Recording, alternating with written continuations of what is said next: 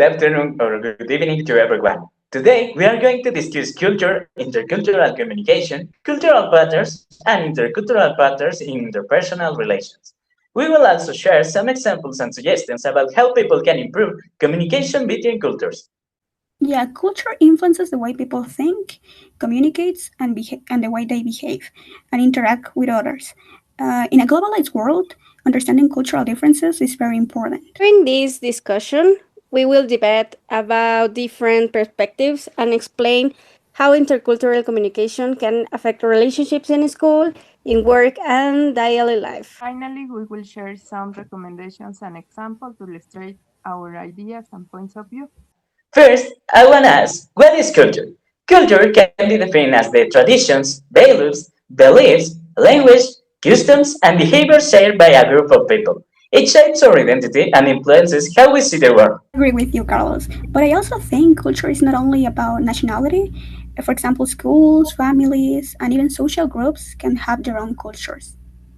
That's true, Liz. For instance, in some cultures, people are super expressive and emotional, while in other people are more reserved and formal. An example is us. As a Mexican people, we are super friendly, and we say hi to everybody. And when you are in another country, like in Germany, if you say hi to them, they are super serious, and they don't reply to you. A good example of this is greetings. In Mexico, people usually greet each other with a hug or a kiss on the cheek, but in countries like Japan, people bow instead of making physical contact. For example, it's super important the exchange of religious beliefs. For example, in Muslim side, you can see that woman used to dress covering her hairs, and in Catholic part, they used to dress as they want. I would like to talk about intercultural communication, communication between people from different cultural backgrounds.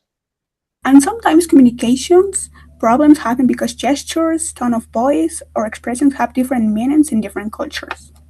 Exactly. For example, direct eye contact is considered respectful in some countries, but in another countries maybe a little bit rude or aggressive.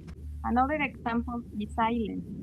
In some cultures, silence means respect and reflection, while in others, people may interpret silence as discomfort or lack of interest.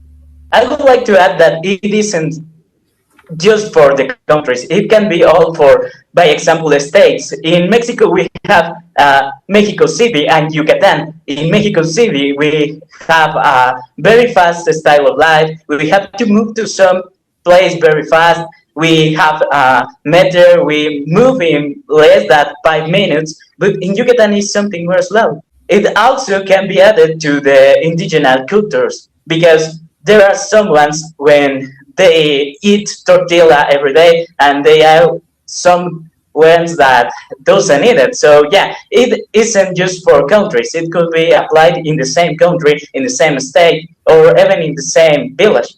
Ending with that, I would like to open a debate. Are cultural differences more positive or negative? Personally, I think cultural differences are mostly positive because they help people learn new perspectives and become more open minded. Well, in my opinion, I partially agree, but cultural differences can also create misunderstandings or conflicts if people are not respectful or informed. That's true, Liz. But those misunderstandings can become learning opportunities. Interacting with different cultures teaches tolerance and empathy. I agree with both opinions. Cultural diversity can be enriching, but communication skills are necessary to avoid stereotypes and discrimination. In our part four, intercultural patterns and interpersonal relations, Carlos are gonna talk us a little bit more about this topic. There are some examples that I would like to show in images and some text. As I told before, I am a Masawa person from a culture of indigenous. And well, first to start, intercultural patterns, as the name tells it, are something already established by a culture, a compilation of habits that identify a group of people, and that can be taken by another people into their lifestyles or hereded by the ancestors of a place. I don't know if you know about this. It is being called posadas.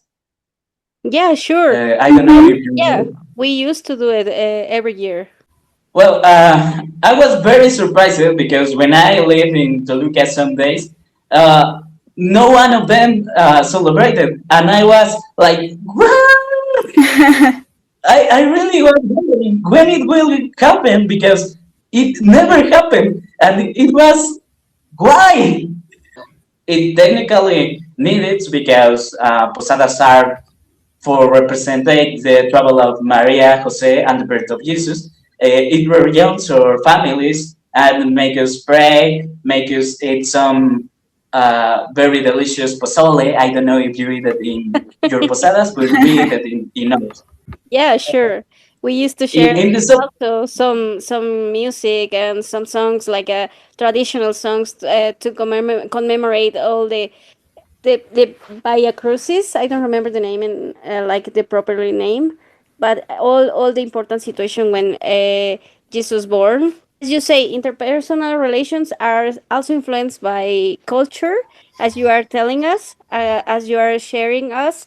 In your culture, you used to do it every day, and when you change your location or your address, it's gonna change everything in your life. And you used to be like a super focused or super open mind to don't affect yourself, I think. So some cultures value like a super individualism, while others value collectivism. As we were talking about before, eye contact is in some countries super respectful and in others super disrespectful. cases, by example, I am a martial art practitioner. Had affected my character and the character of many people in the respective countries when the martial arts were, are considered lifestyles. They represent discipline, respect, and formation of people that transformates their lives. I see, and there are my brothers.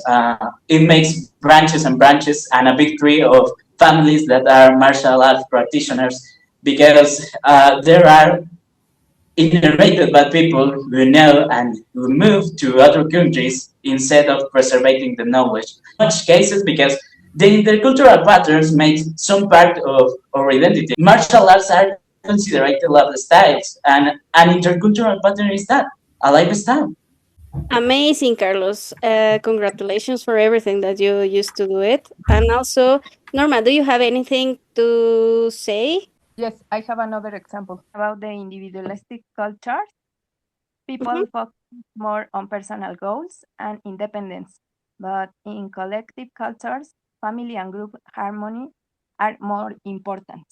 I would like to ask you by some suggestions and recommendations that you can tell. Yeah, I think one important suggestion is to practice active listening and avoid judging other cultures quickly. Telling before people should learn about cultural differences before traveling, studying abroad, or working with interpersonal teams.